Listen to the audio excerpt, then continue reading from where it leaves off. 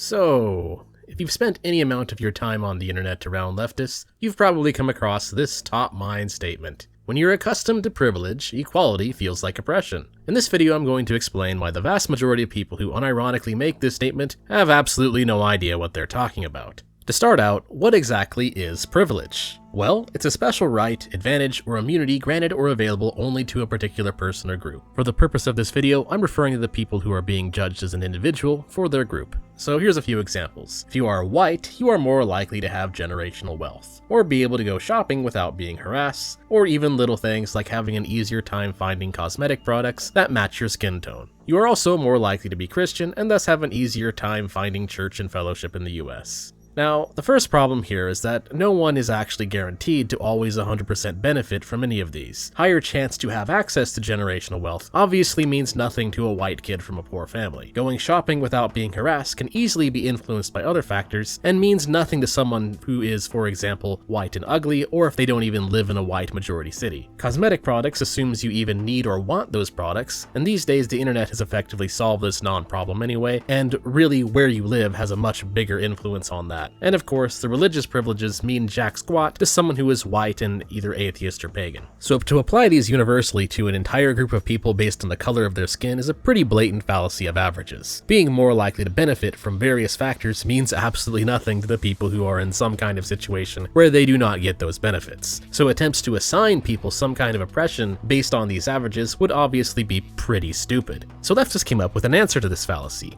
intersectionality.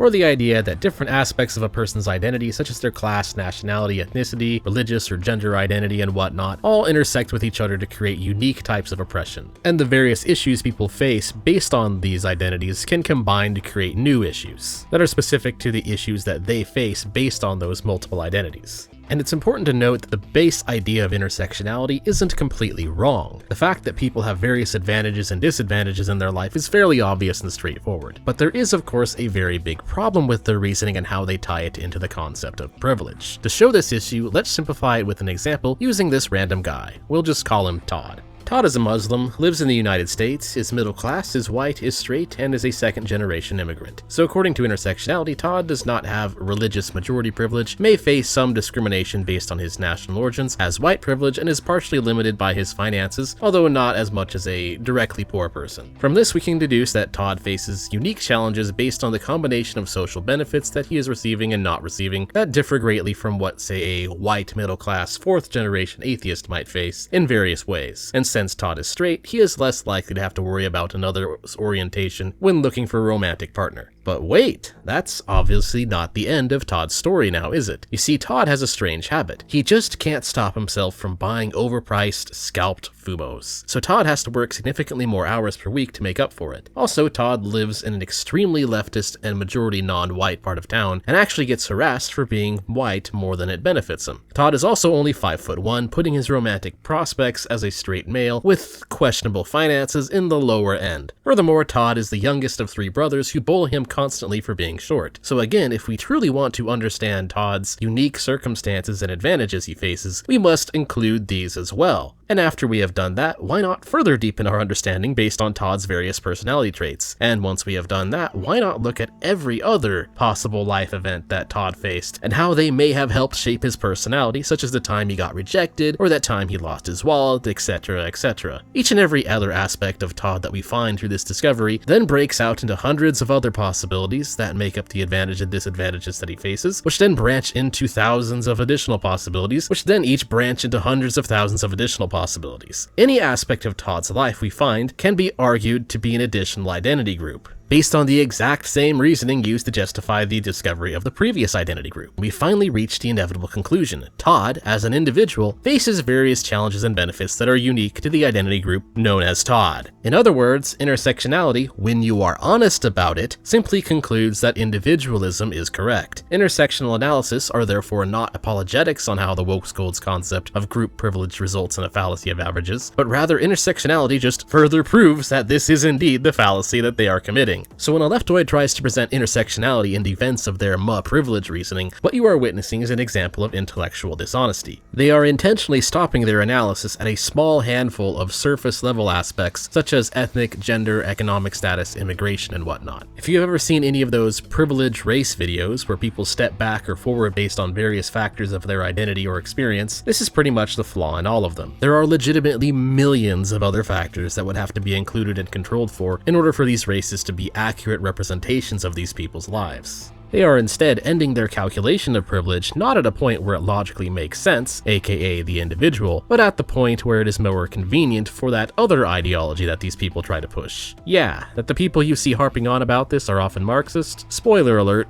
not a coincidence. And that's just the first part of the statement, when you are accustomed to privilege. What about the second? Well, if privilege really is just a fallacy of averages, that means that the equality they seek must be one of collective equality, where again all unequal outcomes that leftists identify within the intersectional groups that they have deemed most important are seen as most likely discrimination, etc. that must be ironed out. What all this means is that in order to maintain logical consistency, the people who say this must believe in collective guilt. And collective guilt, as it turns out, is a very, very, very stupid thing to believe in. Take any random human atrocity of great evil committed in mass, look up the reasons for how it happened, the historical context that allowed it to happen, and you will find the rationale of collective guilt under the hood of these acts of great evil. So if you're looking for an equally snarky reply in response to this statement, try this. When you're accustomed to woke-toid echo chambers, you end up believing in collective guilt.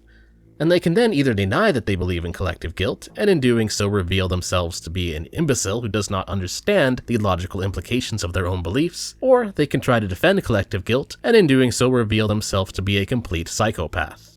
And that's all there is to it, really. If you enjoyed the video, feel free to share, like, subscribe, and tip and all that. Until next time.